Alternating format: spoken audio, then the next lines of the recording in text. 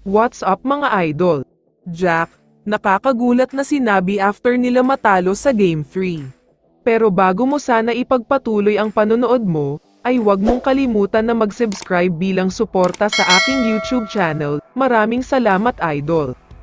Unahin na natin pag-usapan ang balita tungkol sa first game ng Sunday doubleheader, bakbakan sa pagitan ng TNT Tropang Giga at Rain or Shine Elasto Painters. Alam naman nating lahat na 2-0 na ang serye na ito. Pero isang matinding performance ang pinakita ng Rain or Shine, dahil sinabayan talaga nila ang ginagawa ng TNT, mas handa na rin sila ngayon sa pisikalan, kaya naman hirap na hirap ang TNT sa kanila ngayon. Wala si Jason Castro kaya napakalaking problema para sa TNT, nawalan sila ng facilitator at magaling na guard, kaya naman wala talaga sa ayos ang mga play nila, pati mga commentators ay sinabing baka nanalo ang TNT kapag naglaro si Castro.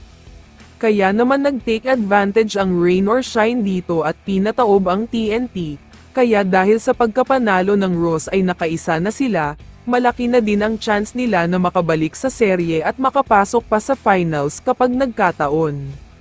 Samantala, pag-usapan na natin ngayon ang bakbakan sa pagitan ng Ginebra at Northport. As expected ay mainit na naman ang simula ng Ginebra dito, dahil first quarter pa lang ay umabot na sa double digit ang kalamangan nila.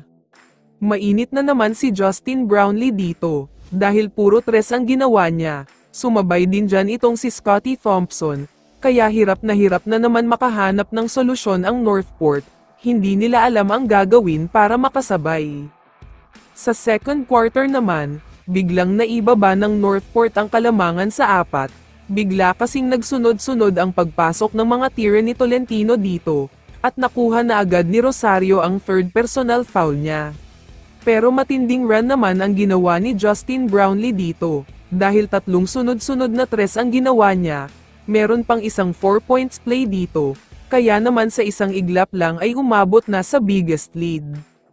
Gumawa ng run ang Northport sa third and fourth quarter para subukan maibaba ang kalamangan at manalo, pero masyadong malaki na ang lead kaya nahirapan na ang Northport, angat na sa 3-0 ang serye na ito.